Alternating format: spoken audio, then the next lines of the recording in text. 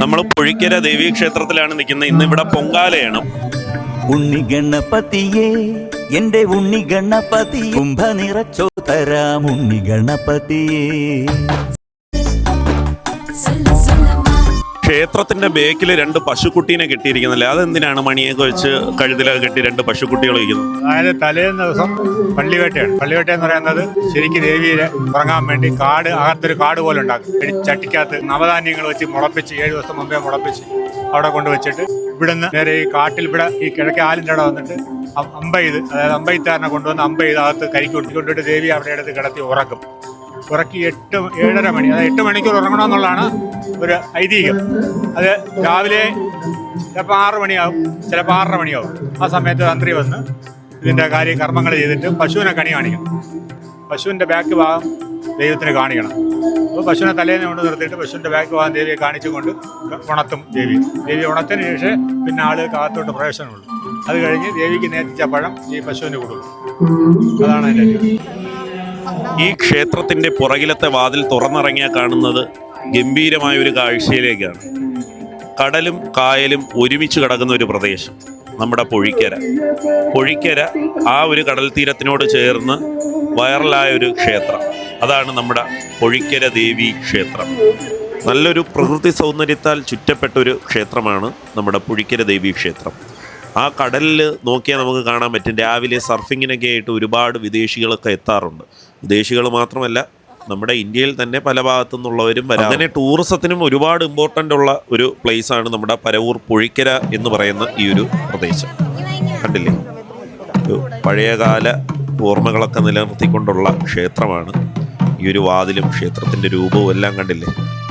ഇവിടെ ശീവേലി നടന്നുകൊണ്ടിരിക്കുകയാണ്. ശീവേലിക്ക് തടസ്സമുണ്ടാക്കാതെ എല്ലാവരും മാറി നിന്ന് തൊഴുന്നുണ്ട്. ഇത് നടക്കുന്ന വഴിയിലൊന്നും നിന്നുകൂടല്ലോ, അവരൊക്കെ മാറി നിൽക്കുന്നുണ്ട്. നമുക്ക് ഈ ശീവേലിയുടെ കാഴ്ചകൾ കൂടി ഒന്ന് കാണാം. ഇതിന്റെ ഇടത് സൈഡിലാണ് കടലും കായലും ഒന്നിക്കുന്ന ഒരു പ്രദേശമാണ്. അങ്ങനെ ഒരു പ്രത്യേകത കൂടിയുണ്ട്. ഇവിടെ ഈ ഒരു പശുക്കുട്ടി നിൽക്കുന്ന കണ്ടില്ലേ. അപ്പം ഇതിനെ എല്ലാവരും തൊട്ടും തലോടിയും അവിടെ നിന്ന് പുല്ലൊക്കെ പറിച്ചു കൊടുത്തും ഒക്കെ ആൾക്കാർ നിൽക്കുന്നുണ്ട്. ഈ ഒരു പശുക്കിടാവിന് ദേവിക്ക് കണി കാണാനായിട്ട് കൊണ്ടുവന്നതാണ്. ഇന്നലെ പള്ളിവേട്ട കഴിഞ്ഞതിന് ശേഷം ഈ ഒരു പശുക്കിടാവ് ഇവിടെ നിൽക്കുന്നത് കൊണ്ട് തന്നെ എല്ലാവരും പശുക്കിടാവിൻ്റെ അടുത്ത് വന്ന് അതിനെ തൊട്ടും തലോടിയും അതിന് പുല്ലൊക്കെ കൊടുത്തൊക്കെ നിൽക്കുന്നുണ്ടായിരുന്നു. ഇവിടെ ഈ കല്ല് വൃത്തിയാക്കുന്നുണ്ടോ, ഇത് ശീവേലി കഴിഞ്ഞ് ഇങ്ങനെ പോകുമ്പോഴത്തേക്ക് ഈ കല്ലുകൾ വൃത്തിയാക്കി ഒരാൾ കൂടെ പോകും. ഇവരൊക്കെ ഇവിടെ നിൽക്കുവാണ്, ഈ ശീവേലി നടക്കുന്നതുകൊണ്ടാണ് മാറി നിൽക്കുന്നത്. അതുപോലെ തന്നെ ക്ഷേത്രത്തിൻ്റെ അകത്ത് കയറിയാലും ഒരു പ്രത്യേക ഫീലാണ്. നമ്മൾ വേറെ എവിടെയോ നിൽക്കുന്ന ഒരു ഫീൽ കിട്ടും. എന്ന് വെച്ചാൽ തൊട്ടടുത്ത് കടലാണ്. അങ്ങനെ പൊങ്കാല നേദിക്കാനുള്ള സമയമായി. ആ കാഴ്ചകളാണ് നമ്മൾ ഈ കാണുന്നത്. കണ്ടില്ലേ, വെള്ളം തളിച്ചതിന് ശേഷം കർപ്പൂരം കത്തിക്കും. ആ ഒരു കാഴ്ചയാണ് നമ്മൾ ഈ കാണുന്നത്. അപ്പോൾ ഇത് കഴിഞ്ഞാൽ ഉടൻ തന്നെ നമ്മൾ പായസം കൊടുത്തു തുടങ്ങും. അപ്പം പൊങ്കാല ഇട്ട എല്ലാവരും അവിടെ നിൽക്കുന്നവർക്ക് ഇലകളിലും എല്ലാം പായസം ഇങ്ങനെ കൊടുക്കും. അതൊക്കെ ഒരു കാഴ്ച. കുട്ടിക്കാലത്ത് നമ്മളിങ്ങനെ ഈ പൊങ്കാല കഴിയുന്നത് കാത്തിങ്ങനെ നിന്നിട്ടുണ്ട്, ഇലയൊക്കെ വെട്ടിവെച്ച്. അത് കഴിഞ്ഞാൽ ഉടനെ ആ പായസം പോയി വാങ്ങിക്കുക, ചൂടോടുകൂടി അത് കുടിക്കുക. അതൊക്കെ ഒരു രസമായി. ഓട്ടം തുള്ളൽ നടന്നുകൊണ്ടിരിക്കുമായിരുന്നു.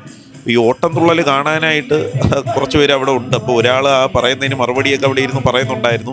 നല്ല കാഴ്ചകളായിരുന്നു. അതിനുശേഷം ഈ പണ്ടാര അടുപ്പിൻ്റെ അടുത്ത് വന്നു. അവിടെ ഇതുപോലെ പായസം വാങ്ങാൻ ഒരുപാട് പേരുണ്ടായിരുന്നു. അതിനുശേഷം നമ്മുടെ പ്രഭാത ഭക്ഷണം കൊടുക്കും. നല്ല ഒരു പ്രഭാത ഭക്ഷണമായിരുന്നു. ഇഡ്ഡലി, സാമ്പാർ, പിന്നെ അതിൻ്റെ കൂടെ പഴവും ചായയും. അടിപൊളി. അപ്പം നല്ലൊരു പ്രഭാത ഭക്ഷണവും കൂടി കഴിച്ചു. ചൂട് ചായ. അങ്ങനെ ഈ കാഴ്ചകളെല്ലാം കണ്ട് ഷൂട്ടിങ്ങും കഴിഞ്ഞ് ഒരു ചായ കുടിച്ചപ്പം വല്ലാത്തൊരു ആശ്വാസമായിരുന്നു കേട്ടോ. രാവിലെ തൊട്ടൊന്നും കഴിക്കാതെയല്ലേ ഇരുന്നു. ഇങ്ങനെ ഇവിടെ വന്ന് ഫസ്റ്റ് കഴിക്കുന്ന ഇവിടുത്തെ ആഹാരമാണ്. നമ്മൾ പൊഴിക്കര ക്ഷേത്രത്തിൽ കണ്ടില്ലേ, പ്രഭാത ഭക്ഷണം കഴിച്ചുകൊണ്ടിരിക്കുകയാണ്. ഇഡ്ഡലി, സാമ്പാർ, ചായ, പഴം ഉണ്ടായിരുന്നു. നമുക്ക് ഇത്രയും കിട്ടിയിട്ടുണ്ട്. നമുക്ക് കഴിക്കാതായാലും ഇനി വൈകിട്ട് അതിഗംഭീരമായ എഴുന്നള്ളതാണ്. ഇവിടെ കണ്ട് നമുക്ക് ഈ ഒരു ഉത്സവത്തിന്റെ വീഡിയോ വൈൻഡപ്പ് ആവുന്നതായിരിക്കും. അടുത്ത കാഴ്ച എന്ന് പറയുന്ന പൊഴിക്കര ദേവി ക്ഷേത്രത്തിലെ തിരുവാറാട്ടാണ്. അതിഗംഭീരമായ പ്രൗഢഗംഭീരമായ ഘോഷയാത്രകളൊക്കെയാണ്. അടുത്ത കാഴ്ച അതാണ്. Stay tune. അടുത്തൊരു വീഡിയോ ആയിട്ട് കാണുമ്പോൾ it's me Sukesh Sukumaran signing.